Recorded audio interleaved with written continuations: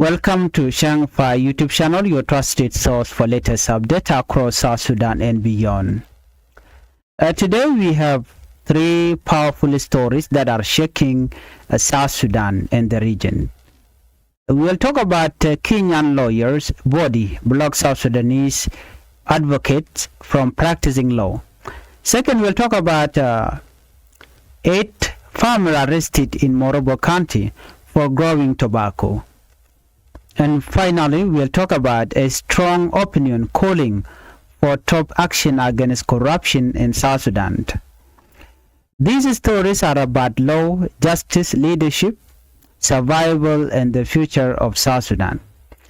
Before we proceed, please, I would like you to help the channel by subscribing and turn on the notification bell so whenever we upload a new video, you can be notified. Well, let's start our report with Kenyan law body blocks South Sudanese lawyer in Kenya. On February 28, 2026 in Nairobi, a major legal disagreement began. The Law Society of Kenya, also known as LSK, officially objected to 5 South Sudanese lawyers who want to practice law in Kenya. The lawyer had applied to be added to Kenya officials' role of advocates, but their request has now been challenged. The objection was sent to Kenya Chief Justice Martha Koome. According to LSK President Faith Ozembo, Kenya does not have a legal agreement with South Sudan that allow lawyers from both countries to practice freely in each other's court. This type of agreement is called reciprocity. Without reciprocity, foreign lawyer cannot simply be admitted. The 5 South Sudanese lawyer named in the report are Awaya Dew and Torpotquit, Sholbot, Ahulako, and Alir Go. Also included in the objection is a Chinese national name Zwei Yi Ki. The Law Society argued that current Kenyan law only allow Kenyan citizen or lawyer from certain Commonwealth of East African or East African countries to be admitted. Now let's break this down in simple terms. Kenya say, if our lawyer cannot practice in your country, your lawyer cannot practice here. This is about fairness and legal balance. The LSK said it is strictly enforcing the Advocate Act. The Law Society of Kenya is not just any group. It regulates more than 20,000 advocates. It maintains professional standards, handles complaints, and represents lawyers nationally. But this situation raises deeper questions. Kenya hosts thousands of South Sudanese citizens. Many study in Kenyan universities, many build business there, many feel connected to both countries. So people are now asking, should legal system become more open in East Africa, or should countries protect their professional spaces? Is this about law or about policy or about politics? This story is still developing. We will continue to follow it closely. Now we move from courtroom in Nairobi to farm in Morobo County in South Sudan. Please, I would like to ask you again to support the channel by subscribing and turn on the notification bell so whenever we upload a new video, you can be notified. Our second top story is about 8 farmers arrested over tobacco. On February 27, 2026, authorities in Morobo County, Central Equatorial State in South Sudan, arrest 8 people. Their crime is growing tobacco. County Commissioner Charles Data announced that the arrest happened in Kimbapayam. Earlier this year, the county leadership banned tobacco farming. This decision was made together with the paramount chief Naftali Yakani. The reason Officials say farmers should focus on food crops like maize and groundnut instead of tobacco.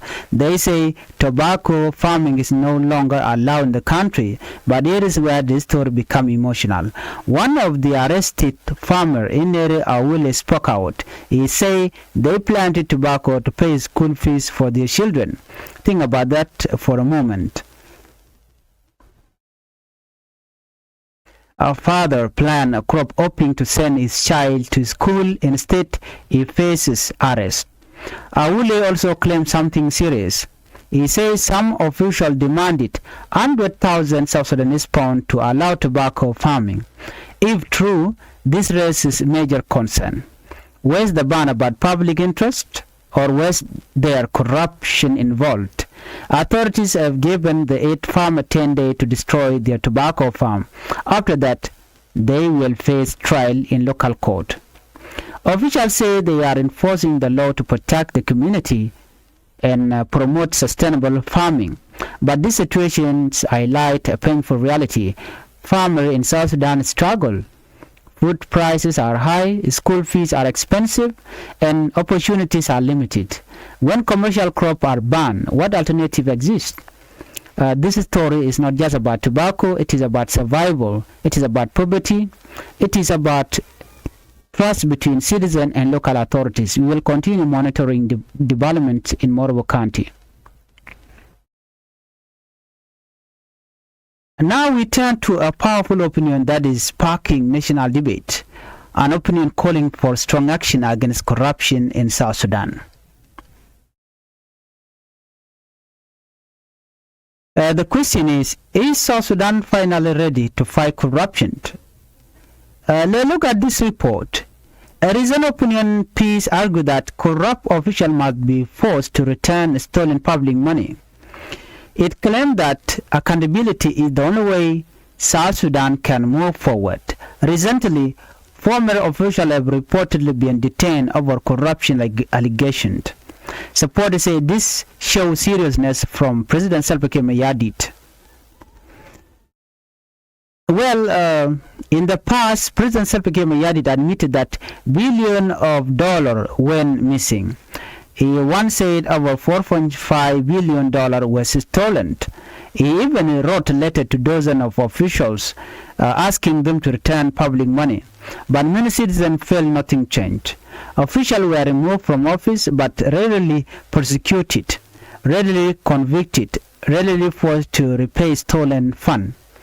The opinion argued that real accountability must include arrest, fair trial, conviction if guilty, full recovery of stolen asset.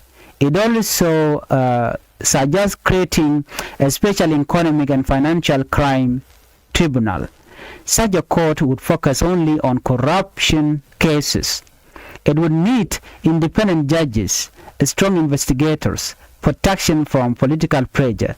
South Sudan already has law like the Penal Code Act 2008, the Anti-Corruption Act 2009, and the Public Financial Management and Accountability Act of 2011.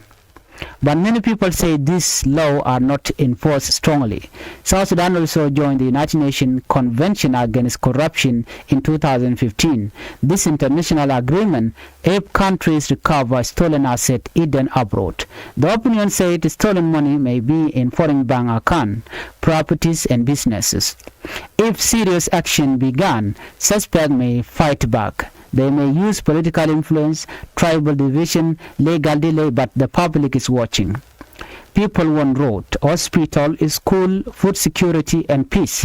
If billion US dollars were stolen, recovering that money could transform the country. But one important warning remains. Anti-corruption effort must not become political revenge.